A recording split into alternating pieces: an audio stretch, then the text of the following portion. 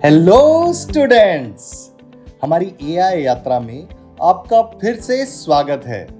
मैं हूं आपका शिक्षक और दोस्त प्रदीप। आपसे दोबारा मिलकर बहुत अच्छा लग रहा है। पिछले वीडियो में हमने देखा था कि एआई एक बड़े घर की तरह है जिसमें कई कमरे हैं और हर दरवाजे के अंदर कुछ खास चीजें हो रही हैं। और आज हम जानने वाले हैं कि इस घर में डीप लर्निंग नाम की चीज कहां रहती है। हाँ, मुझे पता है कि हमने इसके बारे में पहले भी बात की है और मुझे बहुत खुशी है कि आपको याद है। लेकिन अब समय है उस कमरे के अंदर और भी गहराई में जाने का, जहां असली जादू होता है। न्यूरल नेटवर्क से मिलने के लिए तैयार हो जाइए। एक मशीनी दिमाग जो बिल्कुल हमारी तरह सीखता है। तो शुरू करें? ठीक है। डीप लर्निंग बनाम मशीन लर्निंग। स्टूडेंट्स, क्या आप जानते हैं, कई बार लोग सोचते हैं कि डीप लर्निंग और मशीन लर्निंग एक ही चीज है। यह ना तो पूरी तरह से सही है और ना ही पूरी तरह से गलत। क्या आप हैरान हो गए? चिंता मत कीजिए, आइए इस अंतर को अच्छे से समझते हैं। पार्ट 5 का हमारा एआई वाला घर याद है, जो बहुत बड़ा है और जिसमें कई सारे कमरे हैं। एक कमरा रोबोटिक्स का है, जहां रोबोट बनाए जाते हैं। एक कमरा भाषा का है, जहां मशीनें बात करना सीखती हैं। वहां और भी कमरे हैं, जैसे कंप्यूटर विजन। एक और खास कमरा है जिसे कहते हैं मशीन लर्निंग। वहीं पर मशीनें डेटा से सीखती हैं। अब कल्पना कीजिए, इस मशीन लर्निंग वाले कमरे के अंदर बहुत सारी अलमारियां हैं। हर अलमारी सीखने का एक अलग तरीका है। इनमें से एक अलमारी को डीप लर्निंग कहा जाता है। स्टूडेंट्स, तो देखा आपने कि डीप लर्निंग कोई अलग कमरा नहीं है, बल्कि वो मशीन लर्निंग के कमरे के अंदर ही रहता है। तो हम ये कह सकते हैं कि डीप लर्निंग एक तरह की मशीन लर्निंग ही है। लेकिन याद रखिए, डीप लर्निंग के अलावा मशीन लर्निंग में और भी अलमारियां हैं, जैसे एल्गोरिदम्स, स्टैटिस्टिक्स और लर्निंग के कई अन्य प्रकार।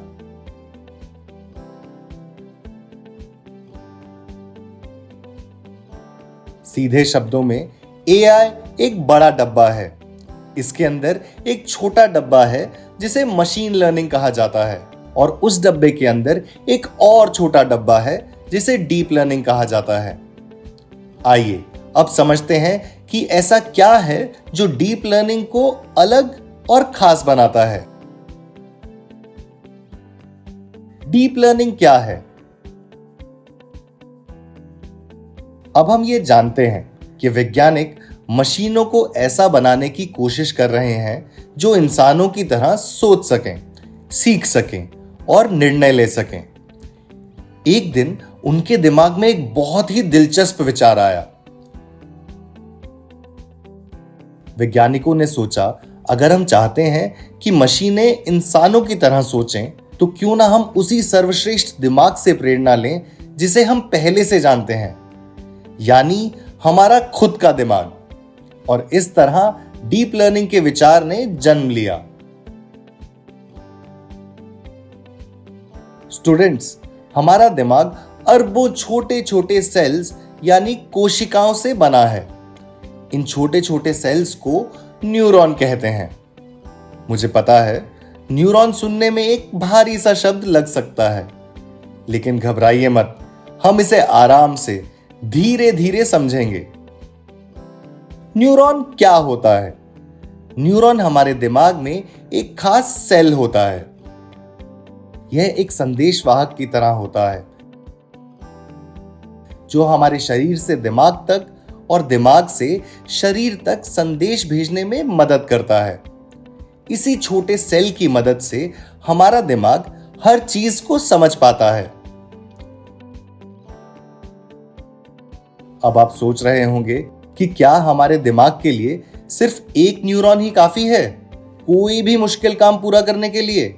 यह एक बेहतरीन सवाल है और इसका उत्तर है नहीं। एक अकेला न्यूरॉन शक्तिशाली नहीं होता। हमारे दिमाग में अरबों न्यूरॉन होते हैं। ये न्यूरॉन आपस में मिलकर एक नेटवर्क बनाते हैं,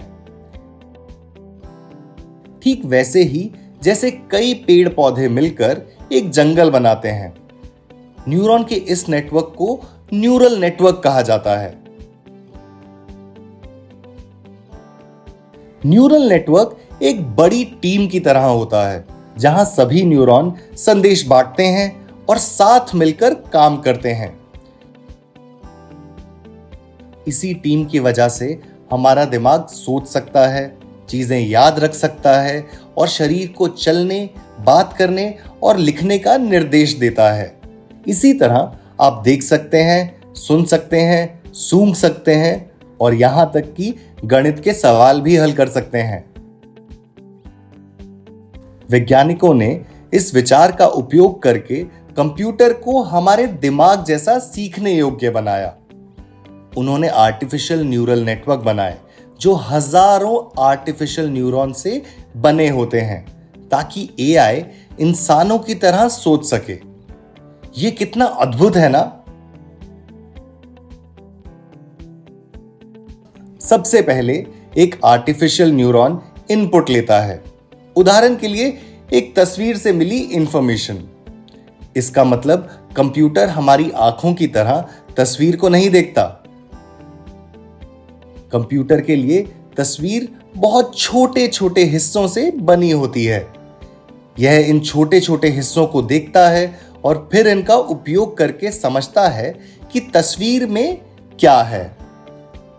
फिर न्यूरॉन इस इंफॉर्मेशन के साथ एक छोटी सी कैलकुलेशन करता है। उसके बाद वो परिणाम अगले आर्टिफिशियल न्यूरॉन को भेज देता है। कदम दर कदम यह संदेश हजारों आर्टिफिशियल न्यूरॉन से होकर गुजरता है। आखिर में मशीन हमारे दिए गए काम को पूरा कर लेती है। तो स्टूडेंट्स, यह है डीप लर्निंग, जहां एआई एक आर्टिफिशियल न्यूरल नेटवर्क की मदद से सीखता है। यह कई काम करने में सक्षम है, जैसे हमारा चेहरा पहचानना और हमारा फोन अनलॉक करना और गूगल मैप्स पर हमें सबसे छोटा रास्ता दिखाना। है ना ये अद्भुत? एक बड़े अंतर को याद रखिए। हमारे न्यूरॉन प्राकृतिक हैं, वे हमारे दिमाग के अंदर जीवित हैं। लेकिन आर्टिफिशियल न्यूरॉन जीवित नहीं होते। उन्हें इंसानों द्वारा कंप्यूटर के अंदर इस तरह बनाया गया है कि वे असली न्यूरॉन की तरह काम करें, लेकिन वे जीवित नहीं हैं।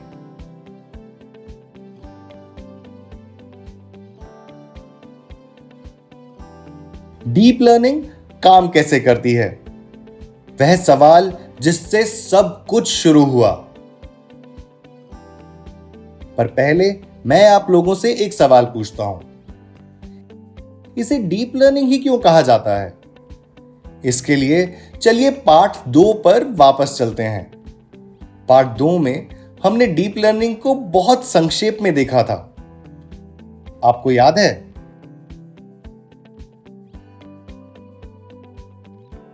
चिंता मत कीजिए, चलिए इसे साथ में दोहराते हैं। सोचिए, आप बाजार में अपनी मां को कैसे ढूंढते हैं? क्या आप सिर्फ उनके कपड़ों को देखते हैं? नहीं, आप उनकी लंबाई, बाल, आवाज, यहां तक कि चलने के तरीके को भी देखते हैं। सारी इंफॉर्मेशन को एक साथ देखकर ही आप कहते हैं, वहां है मेरी मां। डीप लर्निंग भी बिल्कुल ऐसी ही होती है। यह किसी एक चीज पर निर्भर नहीं करती। यह उत्तर देने से पहले कई चीजों की एक साथ जांच करती है। यह एक खास तरह की मशीन है जो सिर्फ एक ही चीज पर ध्यान नहीं देती, बल्कि ये बहुत सारी चीजों को एक एक करके देखती है। यह एक पहेली सुलझाने जैसा है, जिसमें हर एक टुकड़े को चेक करने के बाद ही कहा जाता है कि हां, ये फिट होता है। याद है हमने बात की थी हमारे फोन के फेस अनलॉक फीचर के बारे में? जब आप अपना फोन अपने चेहरे से अनलॉक करते हैं तो वह सिर्फ आपकी नाक या आंखों को नहीं देखता, वह सैकड़ों छोटी छोटी बारीकियों को देखता है, जैसे आपके चेहरे का आकार, आपकी आंखों के बीच की दूरी और यहां तक कि आपकी मुस्कान भी। इस तरह डीप लर्निंग एआई को जटिल काम भी बहुत सटीकता से करने में मदद करता है।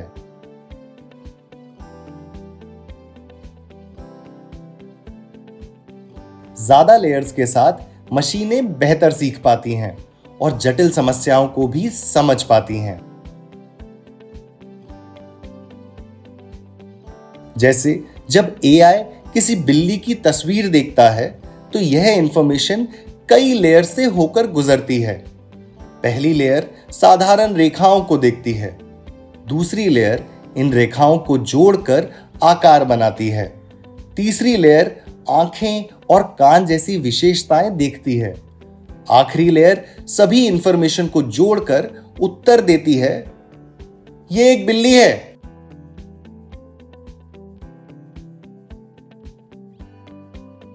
लेयर्स की संख्या नेटवर्क को डीप बनाती है।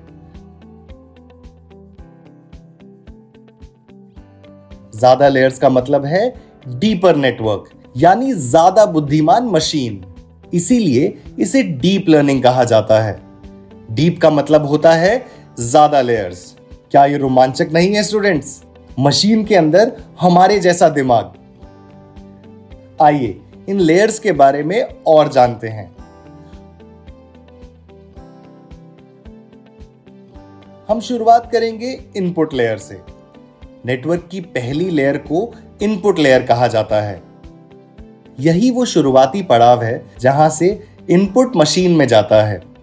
कोई भी डेटा, कमांड या सवाल जो हम मशीन को देते हैं उसे इनपुट कहा जाता है। इनपुट लेयर हमारी कमांड को लेती है और उसे अगली लेयर्स के लिए तैयार करती है। अगर हम उसे एक बिल्ली की तस्वीर दें तो इनपुट लेयर इस तस्वीर के कई छोटे हिस्सों को देखती है और अगली लेयर्स के लिए इंफॉर्मेशन तैयार करती है। अब हम पहुंचते हैं हिडन लेयर्स पर। ये मिडल लेयर्स होती हैं जो बीच के चरणों को सुलझाती हैं। ये एक व्यस्त फैक्ट्री जैसा है जहां कई छोटे सहायक यानी आर्टिफिशियल न्यूरॉन साथ में काम करते हैं।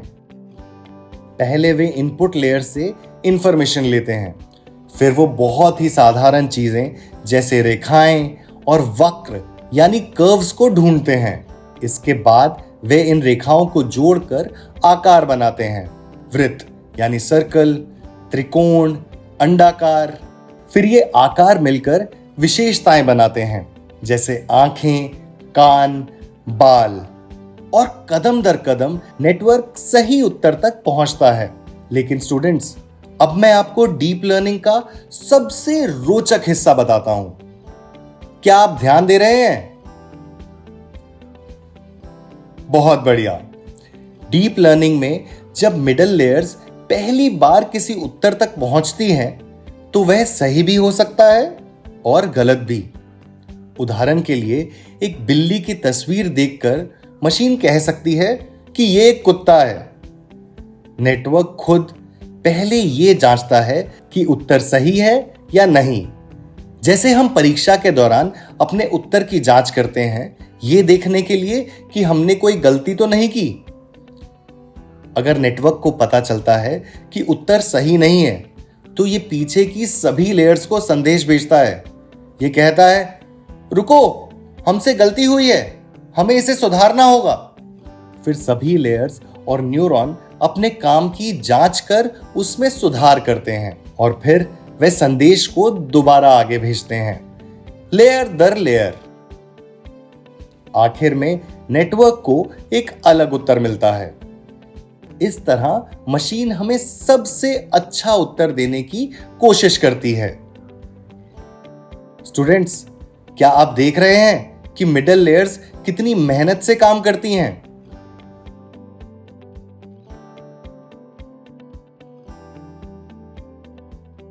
आप सोच रहे होंगे, इन मिडिल लेयर्स को हिडन लेयर्स क्यों कहा जाता है? ये बहुत ही अच्छा सवाल है। आप सभी स्टूडेंट्स वाकई बहुत बुद्धिमान हैं। इन लेयर्स को हिडन लेयर्स इसलिए कहा जाता है क्योंकि ये एआई के दिमाग के अंदर छिपी होती हैं। हम सीधा नहीं देख सकते कि इनके अंदर क्या हो रहा है। हम सिर्फ वो इनपुट देखते हैं जो अंदर जाता है और वो परिणाम जो बाहर आता है।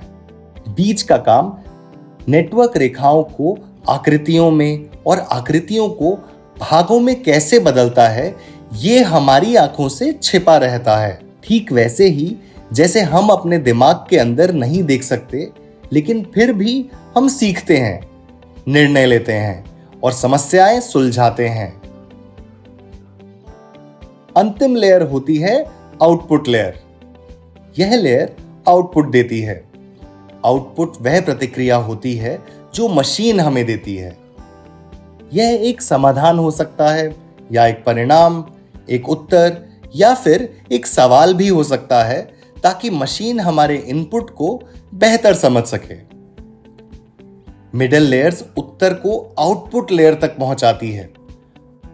आउटपुट लेयर उसे हमारे साथ साझा करने के लिए तैयार करती है। इसलिए ये आउटपुट लेयर ही है जो हमें अंतिम उत्तर देती है। जैसे ये कहेगी, यह एक बिल्ली है। इसी तरह डीप लर्निंग न्यूरल नेटवर्क की मदद से काम करती है। यह सच में बहुत दिलचस्प है। चलिए हमारे जीवन से एक उदाहरण लेते हैं जहां हम डीप लर्निंग लेयर्स को काम करते हुए देख सकें। स्टूडेंट्स, आपने कभी ना कभी गूगल ट्रांसलेट का इस्तेमाल जरूर किया होगा। आपने हिंदी में एक वाक्य टाइप किया होगा और उसने सिर्फ 1 सेकंड में उसका अंग्रेजी में मतलब बता दिया होगा।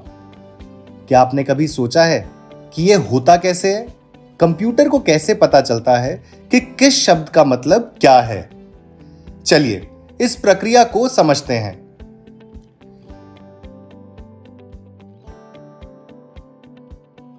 मान लीजिए आपने गूगल ट्रांसलेट में यह वाक्य लिखा, कल मैं बाजार गया था। डीप लर्निंग नेटवर्क की पहली लेयर इसे इनपुट के रूप में लेती है। यह तुरंत काम करना शुरू कर देती है। इस लेयर का काम सरल है। यह वाक्य को छोटे छोटे हिस्सों में बांट देती है ताकि कंप्यूटर उन्हें एक एक करके देख सके। यह शब्दों को अलग अलग कर देती है। कल मैं बाजार गया था। अब दूसरी लेयर अपना काम शुरू करती है। इसका काम है हर शब्द को देखना और उसका मतलब ढूंढना। कल का अनुवाद येस्टरडे यानी बीता हुआ कल, और टुमारो यानी आने वाला कल, दोनों हो सकता है। मैं का अनुवाद आए होता है, बाजार का अनुवाद मार्केट होता है, गया था का अनुवाद वेंट होता है। जब इन सभी अनुवादों को एक साथ रखा जाता है तो कंप्यूटर का पहला अनुवाद होगा येस्टरडे, टुमारो, आई, मार्केट, वेंट। लेकिन यह अंग्रेजी व्याकरण में सही नहीं है ना?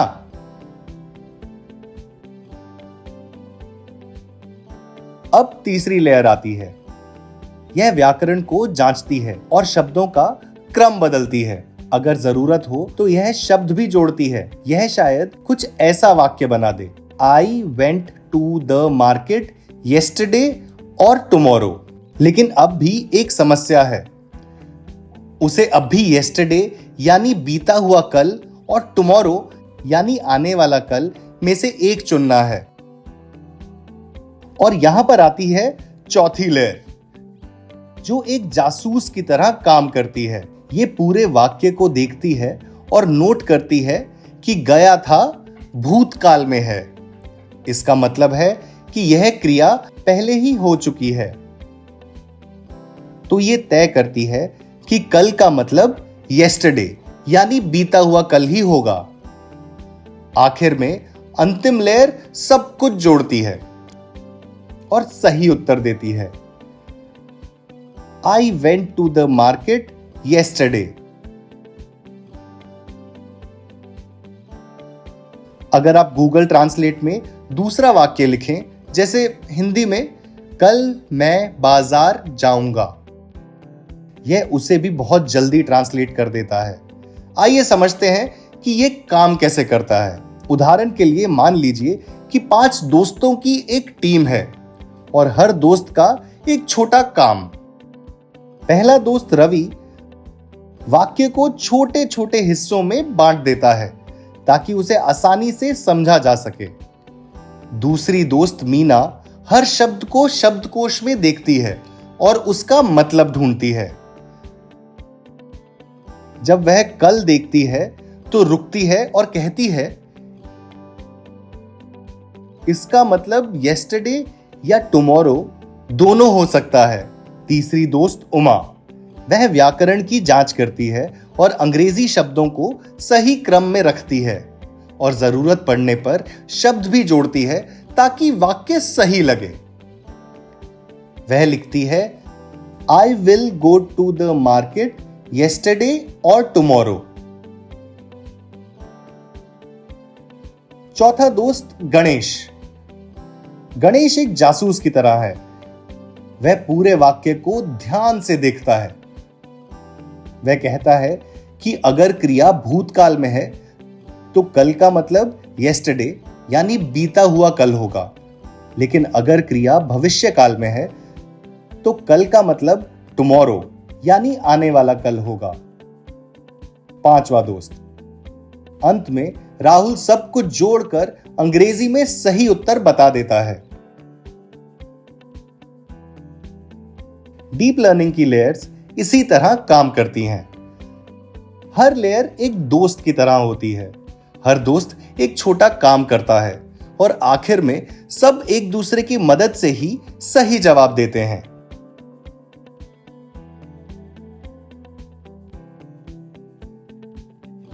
तो स्टूडेंट्स, आपने देखा कि डीप लर्निंग कितनी मददगार है। अगर हम कंप्यूटर को अनुवाद के लिए सिर्फ एक शब्दकोश दें तो वह कल जैसे शब्दों में भ्रमित हो जाएगा। उसे यह नहीं पता चलेगा कि yesterday चुने या tomorrow। लेकिन डीप लर्निंग के साथ मशीन सिर्फ एक शब्द को नहीं देखती, वह पूरे वाक्य को देखती है। व्याकरण, काल, अर्थ, सब कुछ। इसीलिए यह भ्रमित करने वाली समस्याएं भी हल कर सकती है जो पुराने और सरल एआई नहीं कर सकते थे। यही है डीप लर्निंग और न्यूरल नेटवर्क का जादू। डीप लर्निंग बनाम मशीन लर्निंग। स्टूडेंट्स, हम पहले ही जानते हैं कि डीप लर्निंग मशीन लर्निंग का ही एक हिस्सा है। अब आइए इनके बीच के अंतर को समझते हैं। Machine learning. मशीन लर्निंग का उपयोग सरल समस्याओं के लिए किया जाता है। यह कम डेटा से भी सीख सकती है, लेकिन इसे सुव्यवस्थित डेटा चाहिए ताकि इंफॉर्मेशन को आसानी से समझा जा सके। इसे सीखने के लिए इंसान की मदद की जरूरत होती है। उदाहरण के लिए, अगर किसी मशीन को केले को पहचान पाना सिखाया जा रहा है तो मशीन लर्निंग में वह कुछ तस्वीरें देखकर ही सीख सकती है, लेकिन एक टेबल के रूप में इंफॉर्मेशन या डेटा व्यवस्थित होना चाहिए और इंसानों को उसे बताना पड़ता है कि रंग, आकार और आकृति पर ध्यान दो। इन निर्देशों का उपयोग करते हुए मशीन कदम दर कदम सीखती है। तो स्टूडेंट्स, याद रखिए, मशीन लर्निंग में हम मशीन का मार्गदर्शन करते हैं और वह हमारी मदद से सीखती है।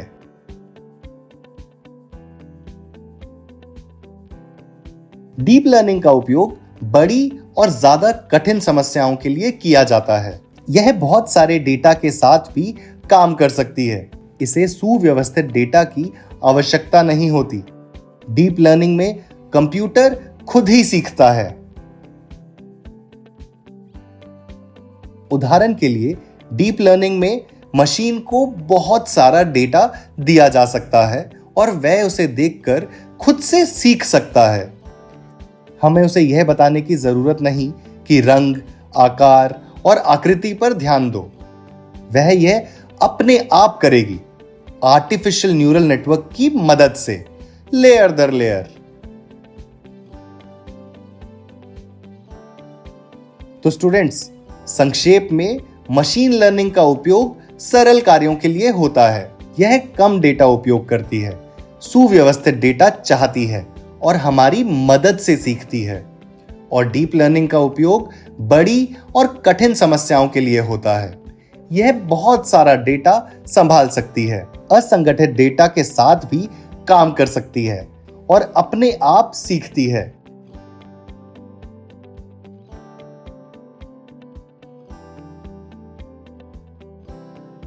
हमारे आसपास डीप लर्निंग। Google translate.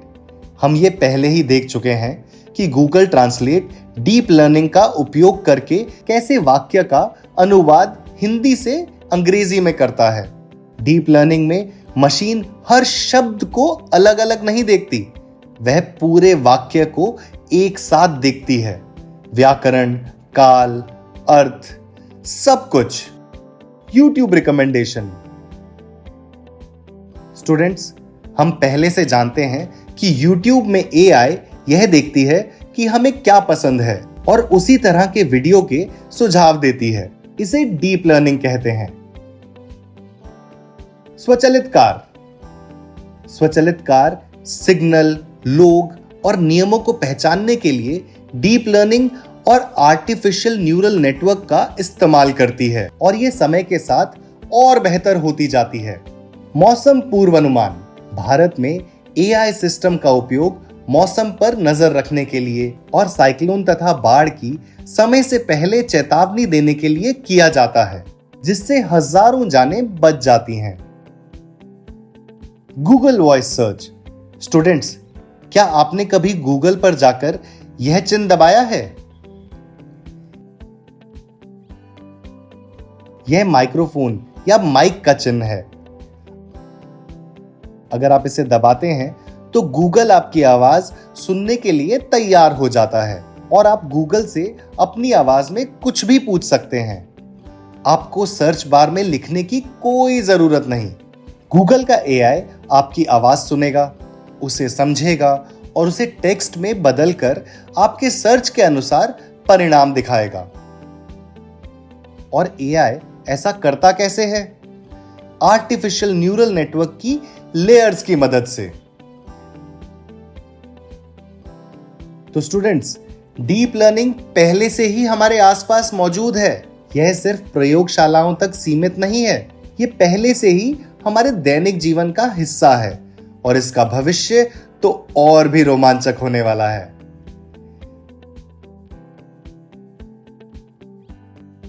खेती में स्मार्ट ड्रोन आसमान से ही खेतों की निगरानी कर सकते हैं।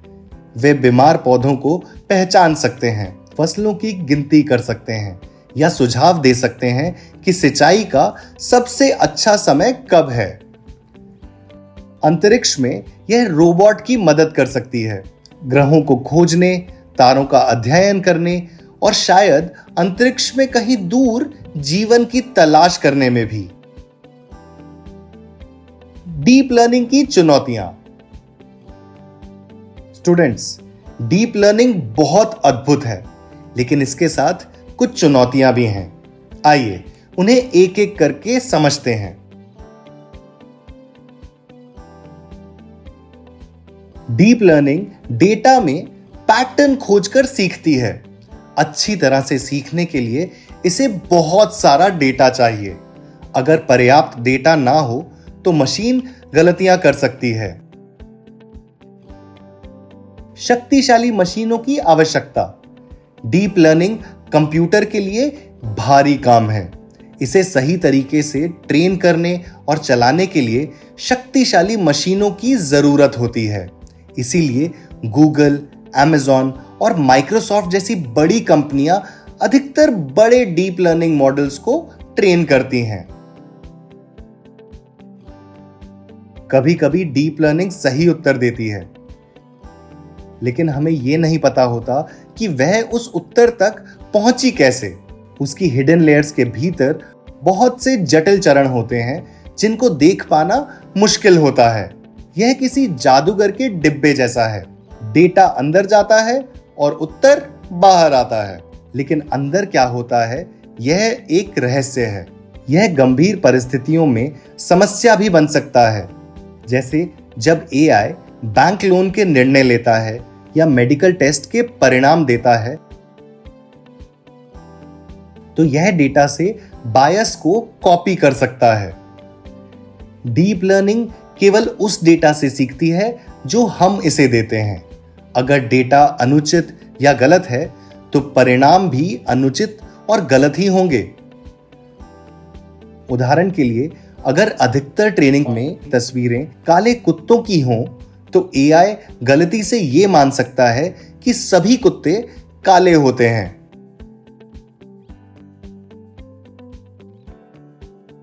तो स्टूडेंट्स, याद रखें कि सबसे स्मार्ट मशीनें भी हमसे ही सीखती हैं। अगर हम इसे सही मार्गदर्शन दें तो यह हमारी मदद अच्छे से करेंगी। अब आज का पाठ समाप्त करने से पहले आइए जल्दी से दोहराएं जो हमने सीखा।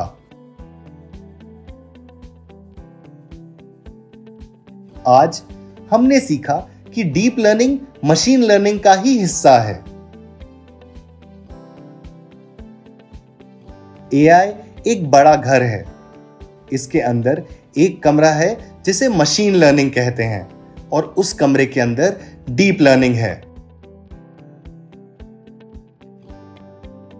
हमने यह भी देखा कि डीप लर्निंग हमारे ही दिमाग से प्रेरित है।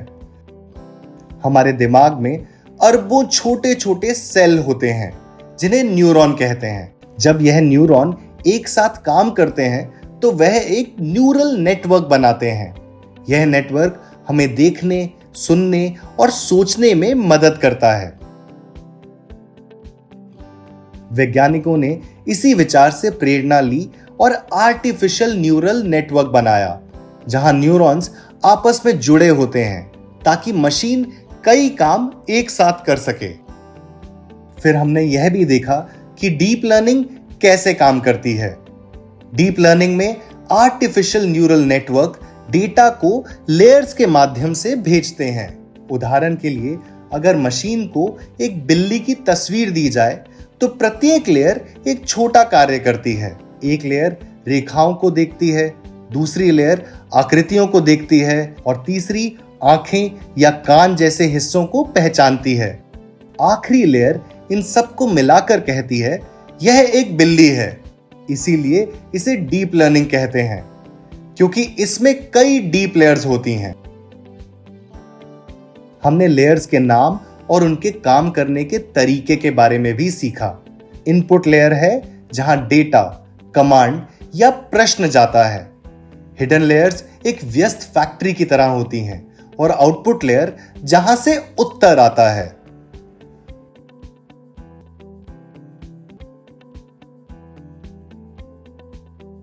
हमने यह भी सीखा कि हिडन लेयर्स नेटवर्क के अंदर छिपी होती हैं और हम उन्हें देख नहीं सकते, बिल्कुल वैसे ही जैसे हम अपने दिमाग के अंदर नहीं देख सकते।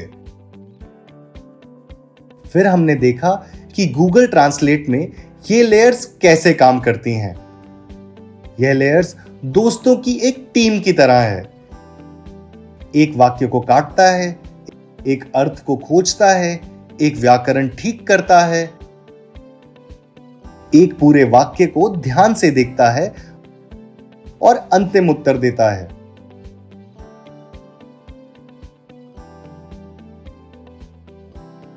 डीप लर्निंग में मशीन सिर्फ एक शब्द नहीं देखती, यह पूरा वाक्य, व्याकरण, काल, अर्थ सब देखती है।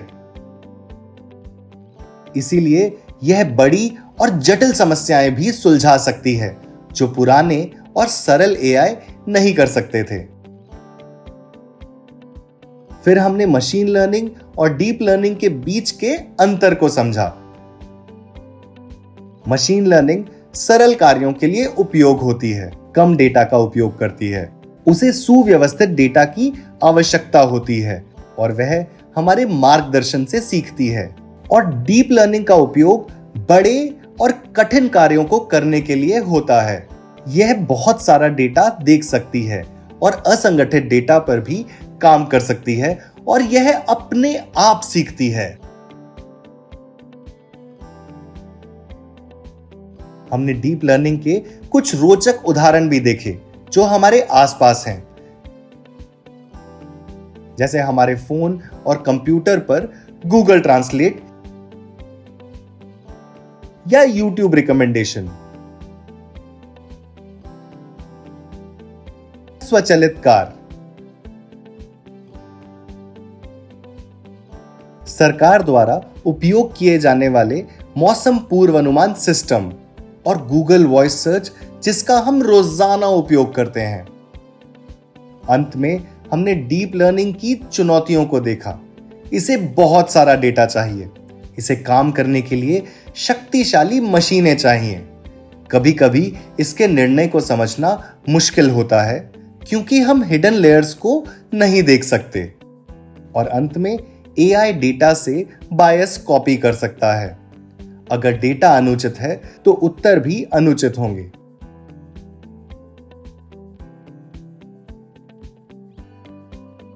स्टूडेंट्स, डीप लर्निंग शक्तिशाली और उपयोगी है और भविष्य में यह और भी अद्भुत काम करेगी। मुझे आप लोगों पर गर्व है कि आपने मुझे इतना धैर्यपूर्वक सुना। मिलते हैं अगले वीडियो में। तब तक सवाल पूछते रहिए, जिज्ञासु बने रहिए और मैं आपसे बहुत जल्द मिलूंगा। अलविदा।